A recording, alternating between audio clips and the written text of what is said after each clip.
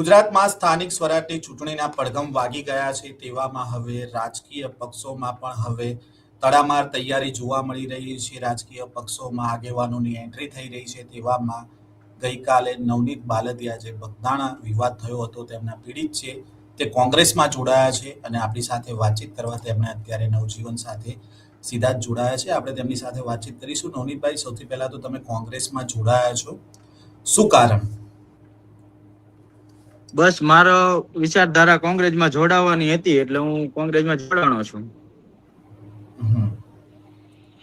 બગદાણા વિવાદને લઈને સતત તમારા નિવેદનો પણ સામે આવતા હતા. તમને ન્યાય અપાવવા માટે ભાજપના ધારાસભ્ય હીરા સોલંકી હોય, પરસોત્તમ સોલંકી હોય, સાંસદ હોય, તમામ લોકો તમને ન્યાય અપાવવા માટે ગાંધીનગર સુધી રજૂઆત કરી. તો શું તમને હજી પણ એવું જોઈ રહ્યા છો કે ન્યાય નથી મળ્યો કે કોઈ નારાજગી છે હજી?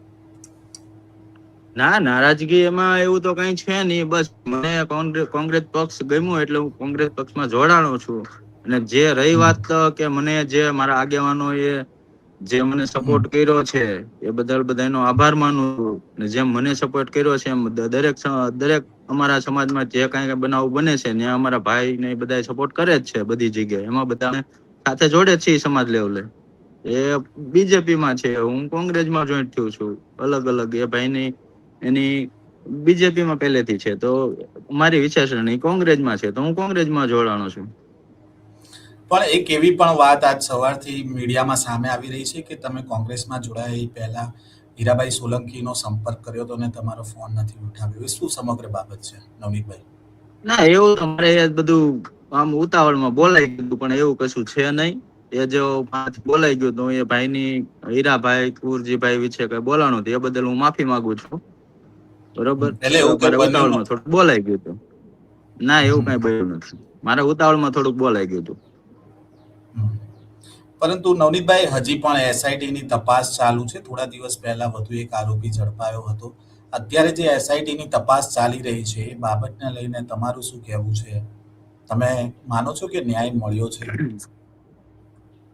ન્યાય તો આગેવાનો સમાજ વતી મને ન્યાય મળ્યો છે, બરોબર. પણ એમાંય જો મારા સમાજને પર આવી મને ન્યાય મળ્યો તો એ તમે જ કહો ન્યાય મળ્યો કહેવાય? કોઈ પણ મારી જગ્યાએ બીજો કોઈ હોય તો આ રીતેથી ન્યાય મળે કેટલું યોગ્ય ગણાય એ તમે મને કહો.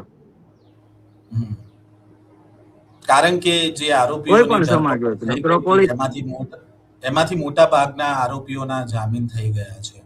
અત્યારે જેલ મુક્ત છે. નવનીતભાઈ, હા, તમે જેમની ઉપર આરોપ પણ લગાવતા હતા જયરાજ આહિર, તેમના પણ હા, જામીન થઈ ચુક્યા છે. હા, એ તો કોર્ટ કાયદાકીય મેટર છે. એ તો નામદાર કોર્ટ મંજૂર કરે છે તો એમાં તો કોઈ ઓલું નથી. એ તો જયારે કેસ આગળ ચાલે ત્યારની વાત ત્યારની છે. પણ નવનીતભાઈ, એક એવી પણ વાત સામે આવી રહી છે કે અત્યારે જે સ્થાનિક સ્વરાજની ચૂંટણી છે તો એમાં જયરાજ આહિર જો ઉમેદવારી નોંધાવે તો તેની સામે નવનીત બાલદિયા હશે. તો આ રીતનું કોઈ પ્લાનિંગ છે નવનીતભાઈ? ના, એવું કઈ છે નહીં. પણ જો છતાંય જો અમારા પક્ષમાંથી કે છે કે સામે એની સામે લડવાનું છે તો હું લડીશ.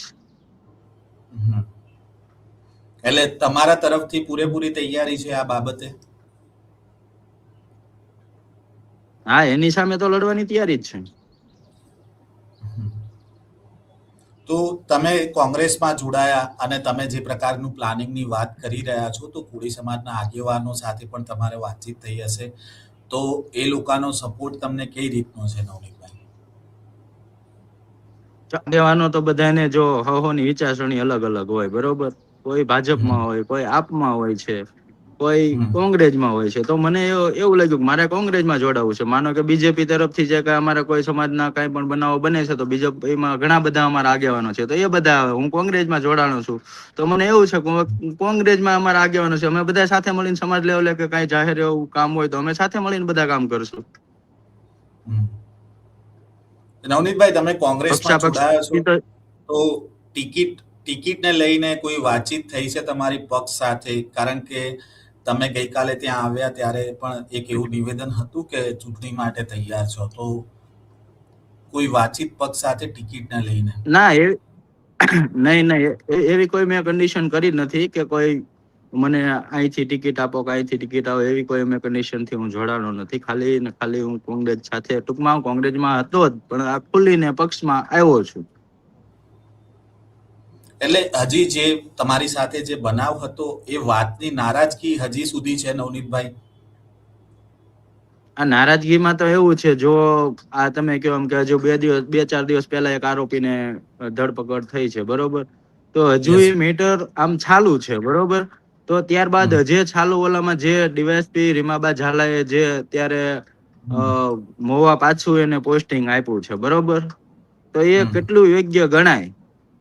એ હમ, એક વિચારવા જેવી વાત છે ને, સમાજની કે કોઈ પણ નહીં, બરોબર? આ તો હું હતો, કદાચ અન્ય સમાજનો માણસ હોય તો પણ એમની સાથે આવો બનાવ બન્યો હોય ને, જો આવી ડીવાયએસપી ના ઓલાથી જો આવી ભૂલ થાય કે જે આરોપીઓ એને નિર્દોષ જાહેર કરી દે મીડિયાના હમ, માધ્યમથી, બરોબર ને, ફરી પાછા એસઆઈટી દ્વારા જો જે આરોપી છે એની હમ. ધરપકડ થાય છે, તો આ કેટલું યોગ્ય ગણાય કે એની જગ્યા ઉપર એને પોસ્ટિંગ આપવું? તો આ બધી નોંધ સરકાર નહીં લેતી હોય એની, કે આને કઈ કઈ રીતે આને ત્યાં પોસ્ટિંગ આપવું? મેન તો મારી નારાજગી એ જ છે, બરોબર? હમ. પરંતુ જ્યારે શરૂઆતમાં આ જે આખો વિવાદ ઉભો થયો હતો નવનીતભાઈ, તમામ આગેવાનો, એ પછી ભાજપના હોય, કોંગ્રેસના હોય કે આમ આદમી પાર્ટીના હોય, તમને ન્યાય અપાવવા માટે મેદાને આવ્યા. પછી એસઆઈટીની વાત આવી અને પછી એવી પણ વાત આવી કે એસઆઈટીની વાત આવી છે, હવે મામલો ધીરે ધીરે દબાઈ જશે, અને જે પ્રકારે તમે પણ આક્ષેપ કર્યો. તો અત્યારે તમને શું લાગે છે કે જે તે વખતે નેતાઓએ કે આગેવાનોએ વચનો આપ્યા હતા, એ વચનો ઉપર ખરા ઉતર્યા છે ખરી નવનીતભાઈ?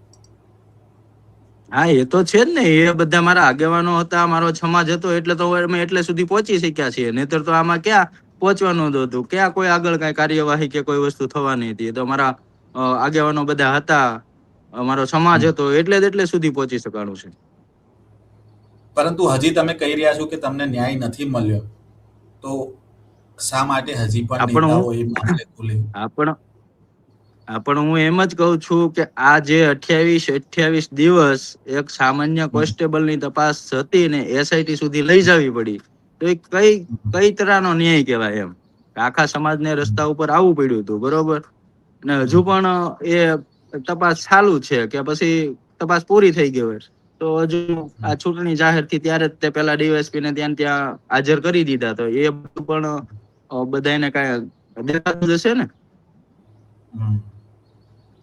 પણ નવનીતભાઈ, એક સૂત્રો તરફથી એવી પણ જાણકારી મળી રહી છે કે તમે જેની ઉપર આરોપ લગાવતા હતા, જયરા જાહીર, એમની નજર ડાઠા બેઠક ઉપરથી છે અને એમને ત્યાંથી ચૂંટણી લડી શકે એવી વાતો પણ છે.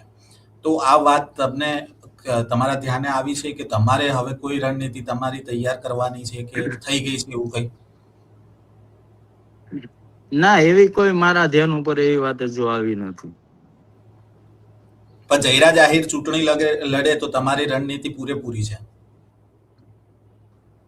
હા, ખુલ્લીને લડવાનો છે એની સામે તો ચૂંટણી.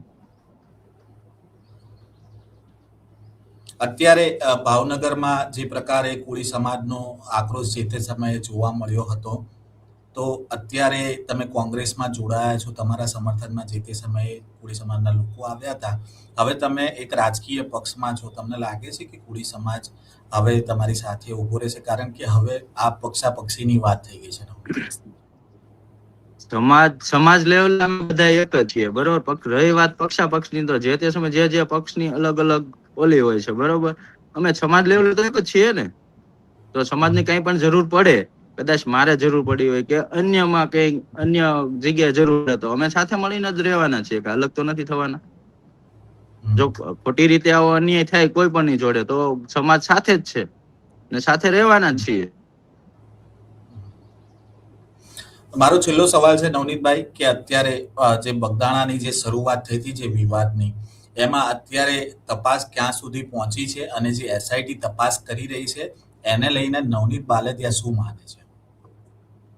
હવે જે તપાસ થઈ છે હજી ક્યાં પહોંચી છે હજી એનો મને બહુ ખબર નથી, બરોબર? હમ, કારણ કે હમણાં 2-4 દિવસ પહેલા જો એક આરોપી કોઈ બાકી હતા એને પકડવામાં આવ્યા છે, એની પછી જે હું છે હજુ એ મને ખ્યાલ નથી.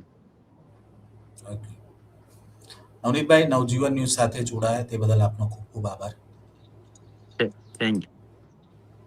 આપે સાંભળ્યા નવનીત બાલદિયાને, બગદાણા વિવાદમાં જે પીડિત વ્યક્તિ હતા તેમની સાથે આપણે વાતચીત કરી. તેમણે ગઈકાલે જ કોંગ્રેસમાં જોડાયા હતા અને એવી પણ એક વાત સામે આવી રહી છે કે જયરાજ આહિર જો ચૂંટણીના મેદાનમાં હશે તો નવનીત બાલદિયા પણ તેની સામે ચૂંટણીના મેદાનમાં જોવા મળી શકે છે. અને આ વાતને લઈને નવનીત બાલદિયાએ પણ પુષ્ટિ કરી છે કે જયરાજ આહિર જો ચૂંટણી લડશે તો તેની સામે કોંગ્રેસમાંથી નવનીત બાલદિયા પણ ચૂંટણી લડશે.